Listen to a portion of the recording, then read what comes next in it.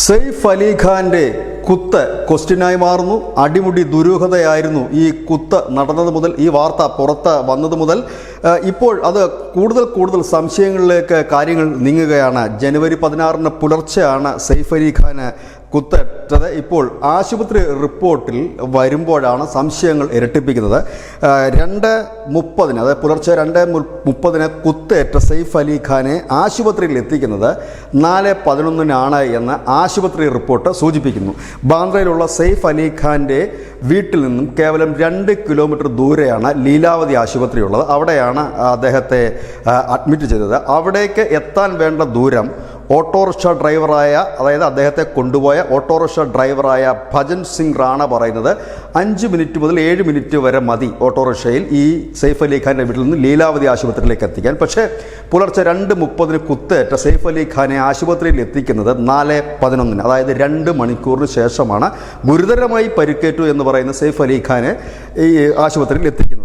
8:50 FIR register ചെയ്യുന്നു. അതായത് കുത്തേറ്റ 6 മണിക്കൂറിന് ശേഷം FIRും രജിസ്റ്റർ ചെയ്തിരിക്കുന്നു. ഇനി ഈ കുത്തിൻ്റെ ഡീറ്റെയിൽസുകളും ഈ റിപ്പോർട്ടിൽ പറയുന്നുണ്ട്. പുറയിലത്തെ മുറിവ് 0.5 to 1 സെൻറ്റിമീറ്റർ ആഴമുള്ളതാണ്. കൈത്തണ്ടയിലെ വശത്തിന് മുകളിലുള്ള മുറിവ്, അതാണ് ഏറ്റവും വലിയ മുറിവായി പറയുന്നത്, 5 to 10 സെൻറ്റിമീറ്ററാണ്. അങ്ങനെ മുറിവുകളെക്കുറിച്ച് ഡീറ്റെയിൽസ് ആയിട്ട് പറയുന്നത്. അതായത് ആ റിപ്പോർട്ടിൽ തന്നെ ഈ മുറിവുകളെക്കുറിച്ച് പറയുമ്പോൾ വളരെ ഗുരുതരമായ ഒരു കുത്താണ് എന്ന് തന്നെ പറയാം.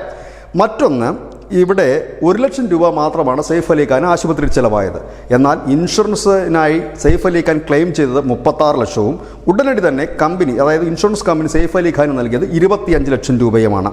നിവ ബുപ്പ ഹെൽത്ത് ഇൻഷുറൻസ് കമ്പനിയിലാണ് ഈ സെയ്ഫ് അലി ഖാൻ്റെ ഇൻഷുറൻസ് ഉണ്ടായിരുന്നത്. അങ്ങനെ നിവ ബുപ്പ 24 മണിക്കൂർ തികയും മുമ്പ് തന്നെ 25 ലക്ഷം രൂപ നൽകുകയും ചെയ്തു. ഇവിടെ കഴിഞ്ഞ ദിവസം മഹാരാഷ്ട്രയിലെ മന്ത്രി നിതേഷ് റാണ ഒരു ഗുരുതരമായ ആരോപണം ഉന്നയിച്ചിരുന്നു. അദ്ദേഹം പറഞ്ഞത് സെയ്ഫ് അലി ഖാൻ കുത്തേറ്റതാണോ അതോ ഇതൊരു അഭിനയമാണോ എന്ന് ഇനിയും പുറത്തു വരേണ്ടിയിരിക്കുന്നു. ഒരു ബംഗ്ലാദേശിയെ ഇതുമായി ബന്ധപ്പെട്ട് അറസ്റ്റ് ചെയ്തിരുന്നു. ഈ ബംഗ്ലാദേശി അതീവ സുരക്ഷയുള്ള ഈ കെട്ടിട സമുച്ചയത്തിൽ, ഈ അപ്പാർട്ട്മെൻറ്റിൽ എങ്ങനെ എത്തിയെന്നും എങ്ങനെയാണ് കുത്തു നടന്നതെന്നും ഇനിയും തെളിയേണ്ടിയിരിക്കുന്നു. അതുമാത്രവുമല്ല, വളരെ മേജറായിട്ടുള്ള 2 ശസ്ത്രക്രിയകളാണ് ആശുപത്രിയിൽ ഈ സെയ്ഫ് അലി ഖാന് ചെയ്തത് എന്നാണ് പുറത്തു വരുന്ന വിവരവും ആശുപത്രി അധികൃതർ പറയുന്നതും. അതായത് 16-ാം തീയതി കുത്തുകിട്ടിയ സെയ്ഫ് അലി ഖാൻ ഈ 2 മേജർ സർജറിയും കഴിഞ്ഞ് 20-ാം തീയതി വളരെ ഉല്ലാസവാനായി നടന്നു പോകുന്നതും ആരാധകരെ കൈവീശി കാണിക്കുന്നതുമൊക്കെ നമ്മളെല്ലാം കണ്ടതാണ്. ഏതായാലും അങ്ങനെ ഏതെങ്കിലും അമാനുഷിക ശക്തി ഉണ്ടോ എന്ന് അറിയില്ല.